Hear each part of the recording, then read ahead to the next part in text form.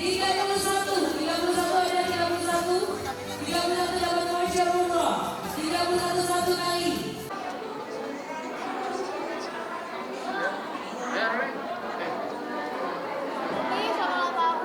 Terima kasih. Amin. Amin. Doa yang sama buat kalian semua. Ki, momen haru hari ini anak-anak ternyata datang. Pertama hari ini dapat kejutan. Katanya anak-anak bisa hadir. Iya, padahal lagi pada sibuk. Abi juga lagi syuting. Padahal nggak tahu kalau pada mau kesini anak-anak. Alhamdulillah. Bertepatan dengan launching buku juga. Iya, launching buku. Sebenarnya mah acaranya ini sebenarnya. Launching buku. Sanggupkah aku dicintai? Ada surprise nggak sih Bu dari anak-anak gitu? Hah? Ada surprise dari anak-anak atau kado spesial gitu? Kadonya aku belum tahu nih. Belum ada soalnya. Kayaknya abis ini mau diculik uminya. Gitu. Ki, cerita tentang bukunya sedikit mungkin seperti apa? Iya, jadi kan pokoknya saya tuh jarang susah tidur gitu kalau malam kan. Nggak tahu kenapa. Pokoknya sejak nggak ada almarhum aja, saya susah banget tidur gitu. Jadi kalau saya susah tidur, saya tulis buku. Ini sebenarnya buku kedua saya. Buku pertama kan judulnya Kenapa Aku Diuji. Yang kedua ini buku kedua. Kenapa judulnya ini Sanggupkah Aku Dicintai? Nah, judulnya Kenapa Sanggupkah Aku Dicintai. Sebenarnya ini buat semuanya. Semua manusia pasti pengen dicintai. Istri pengen dicintai suaminya dengan tulus, suami pengen dicintai sama istrinya dengan tulus gitu. Karena kalau udah ada cinta kan, kalau cintanya karena Allah, pasti mereka semuanya suami istri akan takut, anak akan takut untuk durhaka kepada orang tua. Suami istri akan takut durhaka kepada suami, suami akan takut jika melukai istri, kan begitu. Makanya kenapa sanggupkah aku dicintai? Ini lebih kepada cinta kita kepada Allah. Sanggup gak sih dicintai sama Allah? Kalau sanggup dicintai oleh Allah, ya siap menerima resikonya. Apa resikonya? Ujian. Karena Allah ketika ingin mencintai hambanya, mengungkapkan cintanya beda sama ungkapan cintanya manusia ke manusia. Seorang kekasih mencintai kekasihnya, dikasih cincin seneng, kan gitu ya. Dikasih yang lain seneng. Tetapi cara Allah mencintai hambanya itu dengan ungkapannya ujian. Sanggupkah gitu? Kalau pengen dicintai Allah, ya sanggup gak dengan ujian-ujiannya gitu. Cara Umi menghadapi ujian-ujian dari Allah seperti apa, mungkin cara menghadapinya, mengatasinya? Ya mendekat ke Allah. Kalau capek ya pasti capek. Siapa sih yang nggak capek diuji? Semua manusia pasti diuji dengan kelelahan kan gitu. Cuma kan memang itu caranya Allah. Supaya apa? Ibaratnya besi kalau nggak jadi pisau, nggak bakalan ditempa, pasti nggak akan jadi pisau. Jadi besi itu harus ditempa dulu, diasah dulu, dibentuk, dibakar, baru jadi pisau yang manfaat. Begitu juga ketika manusia diuji, istri diuji sama suaminya, suami diuji sama istrinya, anak diuji orang tua diuji anaknya, mertua diuji menantunya, menantu semuanya lah. Kadang kita diuji dengan harta, semua pekerjaan uji kita, popularitas semuanya. Tetapi ketika ujian itu membuat kita ridho, kan untuk sampai ke titik ikhlas itu kita harus ngerasain kecewa dulu, sakit dulu, terluka dulu. Kalau udah berdamai dengan rasa itu semuanya, kita akan ikhlas ngejalaninnya. Baru disitulah tanda Allah cinta. Kapan Umi momen Allah mencintai ini semua? Pernah merasakan momen ya Allah Banget. Di sini ada satu lembar, ada satu halaman yang judulnya Kehilangan Tapi Tak Kehilangan. Maksud saya apa? Kehilangan tapi tak kehilangan. Saya belajar dari kehilangan. Allah kasih ujian ke saya ketika saya kehilangan suami, tak lama kehilangan ayah saya, lalu kehilangan, dan puncaknya kehilangan rumah beserta isi-isinya. Itu membuat saya, disitulah saya merasakan Allah cinta sama saya. Kalau Allah nggak cinta sama saya, wallahi saya nggak ada duduk di sini. Mungkin saya sudah terdengar hanya nama sama anak-anak, karena kalian mungkin pernah meliput bahwa rumah saya terbakar yang nggak ada yang menolong satupun saat itu. Mustahil bagi saya saat itu, saya mati nih. Saat itu saya, dalam pikiran saya seperti itu, karena sesak nafas, tebalnya asap, api panas luar biasa. Saya harus selamatin anak-anak satu persatu, yang akhirnya caranya Allah saya harus loncatkan dari lantai 2 untuk selamat. Di situ saya merasa ya Allah saya kehilangan semuanya, tapi saya nggak kehilangan kesempatan Allah. Allah masih berikan saya kesempatan hidup. Kalau bukan Allah mungkin ya sekali lagi saya nggak ada di sini. Jadi apa yang buat saya saat itu saya merasa kehilangan semuanya, tapi saya bersyukur. Saya bersyukur bahwa Allah masih kasih kesempatan saya untuk menemani anak-anak hidup gitu. Syukurnya di situ. Itu saya berasa Allah ingin memberitahu aku itu sedekat urat nadi. Saat kita nggak dapat perhatian keluarga, mungkin orang lain, tapi Allah perhatikan kita 24 jam. Saat kita nggak dapat pertolongan, keluarga nggak care mungkin, tapi Allah paling care sama kita. Itulah titik saya merasa saya dicintai oleh Allah saat itu. Yang anak-anak pun juga sekarang sudah mulai sukses gimana sih? Buat saya takaran sukses ketika bukan urusan dunia aja sih ya. Karena kalau saya selalu bilang sama mereka, kamu pernah punya semua dan pernah Allah ambil juga. Jadi takaran suksesmu itu bukan dunia gitu. Tapi bagaimana sukses kamu mampu membanggakan orang tuamu. Kamu mampu mempunyai nikmat untuk kamu nggak meninggalkan ibadah sesukses apapun kamu, sesibuk apapun kamu. Karena buat saya bilang sama anak-anak saya, musibah terbesar yang bakalan kita alami bukan ketika kita kehilangan rumah, bukan kehilangan ayah kamu, bukan, tapi musibah terbesar yang akan kita manusia alami ketika tercabut rasa nikmat buat ibadah sama Allah. Dari tadi cerita kehilangan suami, kehilangan rumah, kehilangan ayah gitu. Menjadi single parent seperti apa sih musibah dukanya sampai detik ini? Disyukuri aja, alhamdulillah. Kalau manusianya ya, ini kalau ada kamera saya melambai-lambai ke kameranya Allah. Ya Allah kok gini banget sih, gak kuat nih uji nyali ini ya. Kan kayak kita diuji nyali kan banyak kamera. Nah ini fokus kameranya Allah gitu. Kalau manusiawinya saya bisa melambai-lambai ke kameranya Allah. Tapi kan ya kadang saya nanya kapan ujian saya selesai.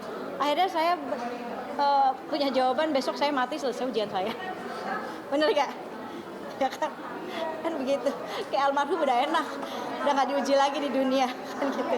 Nah saya masih nggak tahu. Saya belajar dari sebuah kehilangan almarhum, kehilangan ayah saya, kehilangan harta benda rumah gitu. Saya belajar dari itu semuanya. Ini memaknai di usia sekarang gimana sih? Ini apalagi sebentar lagi tuh jadi nenek ya. Ini gimana? Nggak nyangka aja ya, kayaknya waktu cepet banget gitu. Waktu cepet banget gitu. Saya bisa ya semoga masih bisa nyaksiin anak pertama saya ngelahirin gitu. Terus saya bisa nemenin anak-anak saya yang lainnya buat nyaksiin mereka nikah. Itu cuma keinginan saya sampai saya bisa bangun rumah yatim atas amanahnya almarhum dan keinginan kami berdua. Cuma itu sih. Tapi dari keinginan Andiba pas berdoa pengen melihat anak-anak sampai menikah sama Ya kan kita nggak tahu umur ya. Kan Uje juga masih muda, 40 tahun. Uje nggak sakit, nggak ada jantung, nggak ada kanker. Tapi ya itulah rahasia kehidupan, kita nggak tahu. Yang saya takutin bukan matinya, karena semua bakalan mati. Tapi takut ketika saya mati itu, saya belum membawa yang terbaik buat anak-anak saya, belum kasih yang terbaik, belum bawa amal yang banyak, itu aja. Tapi sudah belum? Hah? Sudah memberikan yang terbaik sejauh ini? Baik menurut siapa dulu nih? Kalau menurut Allah kan Allah yang paling tahu. Kalau menurut saya ya pasti belum lah. Lagi nggak? Terindah apa yang didapat di tahun ini usia sekarang? Masih dikelilingi sama orang-orang yang cinta sama saya, yang sayang sama saya. Maaf, Adiba bakal boleh tahu kapan lahirannya? Bulan depan ya, cuma tanggalnya saya nggak tahu. Makanya kan karena memang pengen normal. Kalau sesar kan kita tahu ya tanggalnya. Ini karena normal, jadi masih nebak-nebak kapan gitu. Makanya saya nggak ngambil jadwal apapun. Karena saya nggak mau ketika kehilangan momen ketika dia ngelahirin sayanya nggak ada gitu. Jadi emang 1 bulan Desember nih saya nggak kemana-mana. Kita tanggal 2 Umi. Hah? Katanya tanggal 2 Kata siapa? Enggak. Tapi Enggak lah. Enggak tahu lah, kan normal. Jadi enggak ada yang tahu. bisa maju bisa Yang penting Desember. Berarti 1 bulan full pasangin jadwal. Iya, karena saya kalau sesar saya masih bisa kan tahu tanggalnya. Ini enggak, kata dokternya normal insya Allah gitu. Jadi saya nggak mau kehilangan momen ini, momen pertama saya jadi jida. Tapi Umi udah masih ini kewajangan ke akibat sendiri gitu. Kalau misalnya lahiran normal, ada rasa takut nggak sih dari ibu? Karena kan normal ya. Iya, ya saya kasih tahu semua mau normal mau sesar semua pasti ada sakitnya. Cuma apa namanya ya banyak olahraga aja. Untungnya dia punya suami atlet ya, jadi diajarin olahraga di rumah gitu, disupport gitu.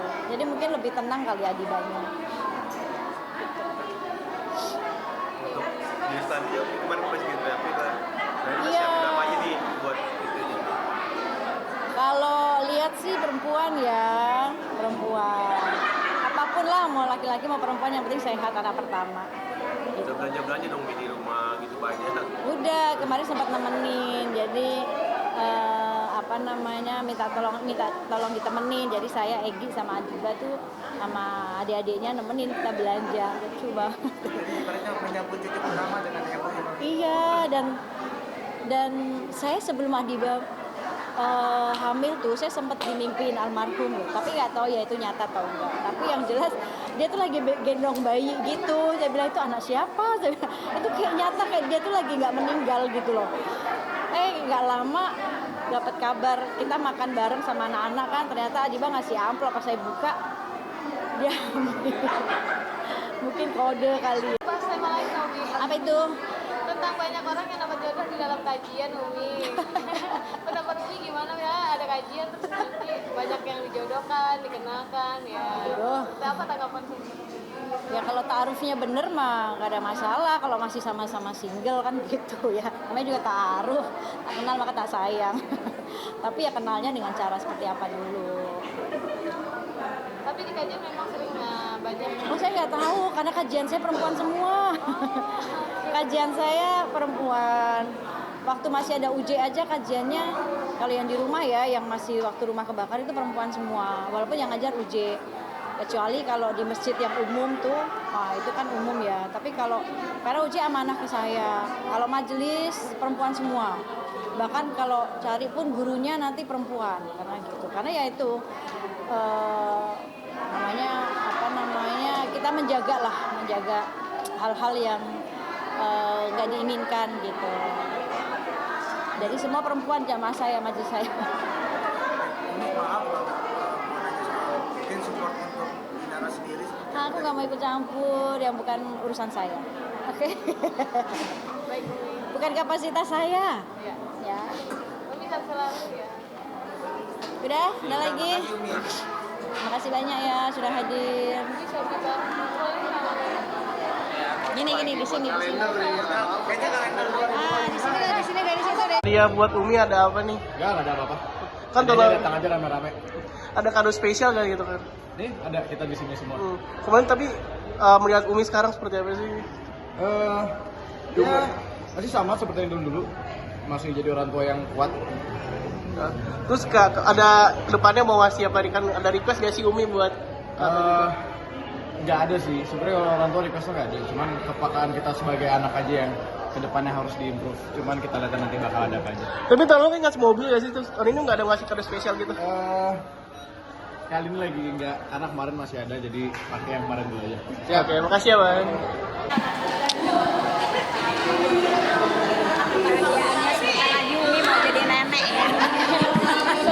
Kalau Umi sebagai sahabat seperti apa sih? Umi, aduh masya Allah banget. Umi itu makin kesini makin masya Allah deh pokoknya semuanya apa ya makin dari Umi yang berapa puluh tahun aku kenal sampai yang sekarang nih udah benar-benar menjadi ibu, menjadi seorang ustazah yang Masya Allah, mudah-mudahan Umi selalu diberikan kesehatan, kebahagiaan bersama anak cucu tercinta nanti.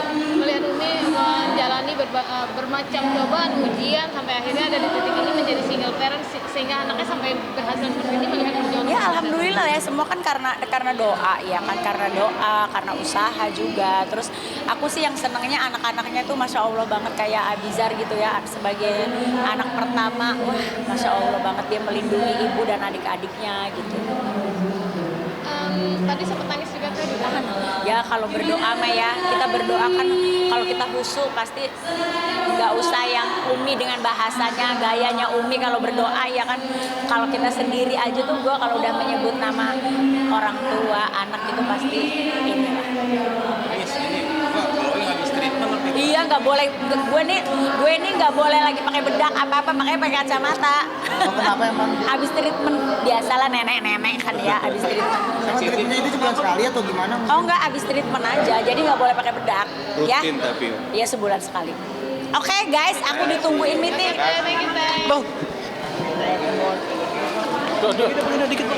Di dalam Masya Allah senang banget bisa menghadiri acara ulang tahun miladnya Umi Pipik yang ke-48 tahun.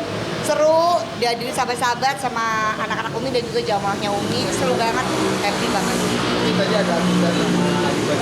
Iya, ada Abizar, ada Adiba yang lagi hamil gede gitu tuh, ada anak-anak Umi juga. Terus ngasih surprise ke Umi. Senang sih, bahagia, terharu juga. Tapi Kak Edis ada bawa kado apa buat Umi? Jadi jujur kadoku tadinya ketinggalan dan barusan digojek, kadonya ketinggalan, ada tanda kasih, tanda sayang buat Umi. Kan memang ada hadisnya bahwa saling bertukar kado lah kalian agar saling mencintai karena Allah gitu. Jadi apalagi hari ini kan hari bahagianya Umi, jadi ngasih tanda kasih aja, nggak perlu yang ya kalau mampu yang mahal alhamdulillah, nggak juga nggak apa-apa, yang penting tanda kasih, tanda cinta, ikhlas karena Allah. Nah, Umi Pipik di usia sekarang mungkin seperti apa kayak? Iya jujur Umi Pipik itu tuh temen lama aku tuh berteman sama Umi Pipik dari sebelum nikah sama almarhum Uje. Jadi kita tuh berteman dulu, saya ngekos, Umi Pipik ngekos, kita masih zaman anak kos gitu tahun 97-98 lah, udah lama banget kita kenal gitu. Terus Masya Allah sekarang di usia 48 jatuh bangunnya Umi Pipik, ujian datang silih berganti yang namanya kehidupan, begitu juga pun dengan saya dan juga dengan semua teman-teman kita selama manusia, selama kita masih hidup pasti akan ada diuji. Gitu juga dengan Umi Pipik, ujiannya Masya Allah dan beliau tetap tegak berdiri, semakin hidupnya Masya Allah semakin sempurna, sebentar lagi diberikan cucu gitu ya. Dan Umi Pipik semakin tenang, semakin bahagia, doa aku yang terbaik pokoknya untuk Umi Pipik. Udah mau diberikan cucu, mungkin ada obrolan nggak? Nggak sempat ngobrol-ngobrol karena hari ini kan hari jadinya Umi ya dan tamunya banyak banget, jadi belum sempat ngobrol.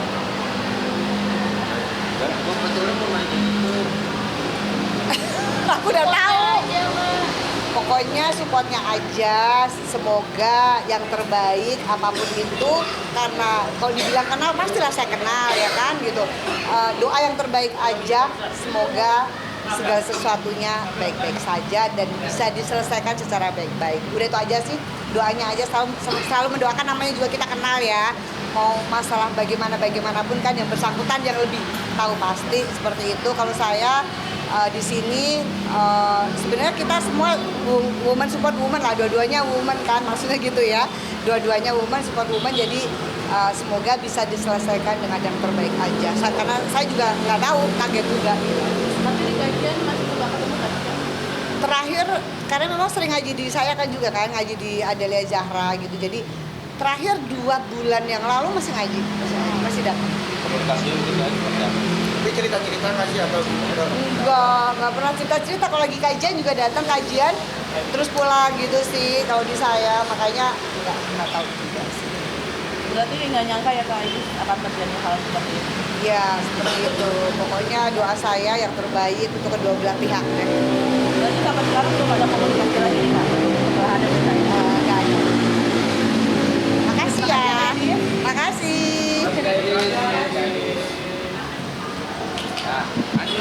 Selamat ulang tahun buat Umi Pipik, semoga panjang umur, sehat selalu, dan Masya Allah tadi aku dengar di bedah bukunya juga banyak banget apa ya, hal-hal yang benar-benar aku tuh apa ya, jadi suatu ilmu baru buat aku. Kayak tadi ada ketikannya kayak orang yang diberi ujian terus menerus tuh bukannya Allah nggak sayang, malah sangat amat disayang sama Allah gitu. Jadi banyak banget hal tadi yang pas kita kaji apa di dalam, banyak apa ya yang membuat aku sedikit lebih tenang lah dalam menjalani hidup. Banyak yang relate, jadi di buku ini disuruh baca. Tadi cuma dijelasin sedikit soalnya. Ya, sayang ya, maaf ya. Alah, baru happy ah. Saya kamu ntar ada yang jahat, ada yang apa? Kayak artis aja dikejar-kejar begini ah. Udah tadi loh. Udah. Kalau masalah kasus, aku tuh nggak. Kalau masalah kasus aku lagi nggak mau bahas karena biar pengacaraku aja yang kuasa hukumku yang apa? Yang ngurus ya gitu. Aku udah lebih pengen kerja, ngurusin kuliahku. Aku mau ujian kelayakan bulan depan. Kalau aku nggak ujian aku tahun depan nggak selesai, mundur lagi kan. Jadi aku mau fokus ke situ. Persiapannya gimana untuk ujian kelayakan? Kuliah. Nah, kita bahas kuliah boleh nih beberapa hari lagi. Tapi jangan sekarang, aku buru-buru. Bunda sedikit dong. Kalau lagi kayak gitu. Bunda sedikit. Nanti. Bahas kuliah. Bunda, dia mau minta maaf katanya ke Bunda. Makasih Bunda. Thank you Bunda. Sorry. Makasih Pak. Thank you. Nanti.